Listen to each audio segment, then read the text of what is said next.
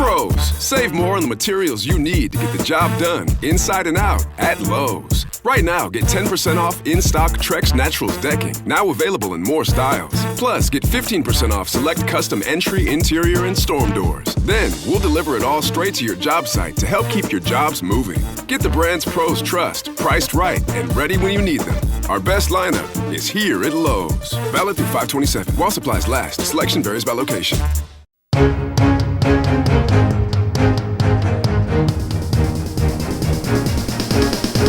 This is the Washington Times front page for Thursday, May 21st, 2026. Thanks for joining us. I'm George Gerbo.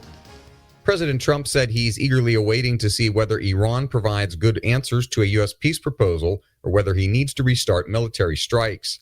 Vaughn Cockayne and Tom Howe report the president said U.S. forces are ready to go if Iran fails to meet his demands.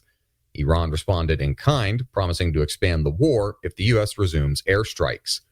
Negotiators are effectively facing a weekend deadline to get signatures on paper. Otherwise, violence could flare again.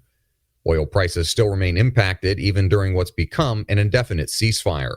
The nationwide average for a gallon of gasoline is $4.56, up 53% from the start of the war. The Department of Justice has indicted former Cuban President Raul Castro on charges of murder and conspiracy to kill stemming from a 1996 attack on mission flights to aid Cuban refugees. Stephen Dinan reports Castro was first vice president and minister of defense at the time the planes were shot down, which the U.S. says happened in international waters. The attack killed U.S. citizens who were part of Brothers to the Rescue, a group of Cuban exiles who flew pro-democracy propaganda missions to the island. Castro was captured on audio claiming personal responsibility for the order to down the planes. The indictment is the latest in a string of efforts by the Trump administration to pressure Cuba into a more cooperative relationship with the United States.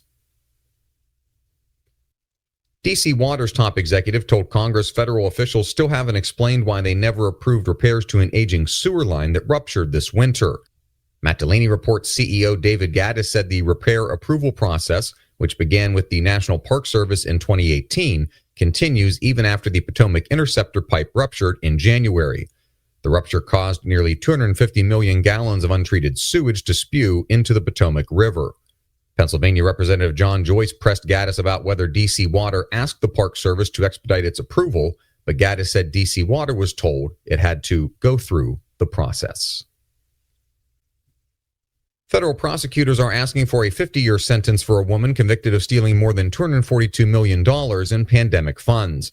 Stephen Dinan reports Amy Block led Feeding Our Future, a nonprofit that served as a conduit for federal funds meant to feed children during the COVID-19 pandemic. The money was intended for students because they were missing out on free breakfasts and lunches at school. According to court proceedings, more than 250 businesses signed up to serve as meal distribution centers, but the sites were serving few or no meals at all. Block's attorney believes the Justice Department's recommended sentence is out of line, saying others in her situation averaged 7 to 10 years in prison. And finally, U.S. universities with satellite campuses in Qatar are weathering challenges from the war in Iran. Jacob Wertschafer reports concerns about nuclear research programs on the Doha campus helped persuade Texas officials to wind down operations for the Texas A&M presence there. Its Board of Regents cited heightened instability in the Middle East in voting for the closure. 6 American branch campuses operate at what's called Education City, including outposts from Carnegie Mellon, Georgetown, and Virginia Commonwealth. Find all of today's front page stories at WashingtonTimes.com/front page or the Washington Times app, and find us wherever you get your podcasts. You can also find us on social media at Wash Times for breaking news, sports, commentary, and more. For the Washington Times, I'm George